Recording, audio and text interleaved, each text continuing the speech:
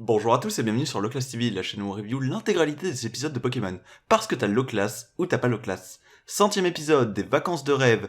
Les héros sont fatigués, ils tombent sur une île paradisiaque et se disent qu'ils vont prendre des vacances.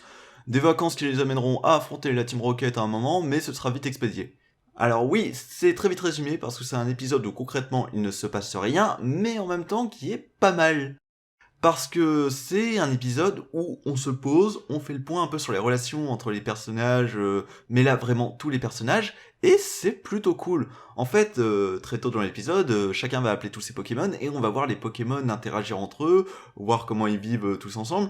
Donc un sécateur qui a été introduit à l'épisode d'avant, on le voit s'intégrer petit à petit. Il y a des rivalités, des amitiés qui se forment entre les Pokémon, par exemple entre un sécateur qui est un vieux guerrier assez avec beaucoup d'honneur et Dracofeu qui est un Pokémon bagarreur qui moins dans l'honneur plus dans l'envie d'en découdre, donc il y a une espèce d'opposition qui se crée entre les deux.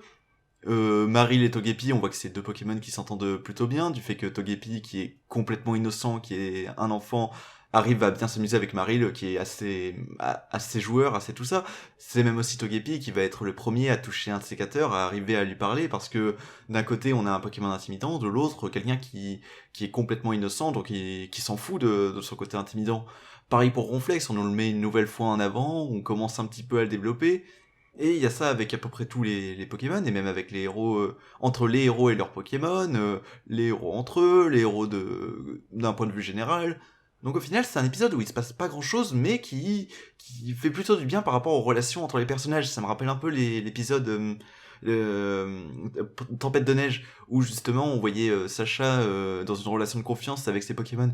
Pareil, là il se passait pas grand chose, mais au moins on appuyait bien la relation qu'il pouvait avoir avec ses Pokémon. Et ben là c'est dans le même délire. En règle générale, l'épisode est plutôt bien, on ressent bien le côté île paradisiaque, avec les fruits, avec les plans sur les ruisseaux, les trucs comme ça. La musique fait bien le travail, tout ça, en soi, ouais, c'est cool. La Team Rocket est utile parce que ça permet de voir un sécateur et Dracofeu encore un peu, pas évoluer, mais plus développer leur relation. Et ça marche plutôt bien, et c'est un épisode qui est plutôt sympa à suivre, où il se passe pas grand chose, mais il se passe pas grand chose pour raconter quelque chose par rapport au personnage qu'on suit, et ça j'aime bien. Donc, plutôt bon épisode. Allez, à la prochaine.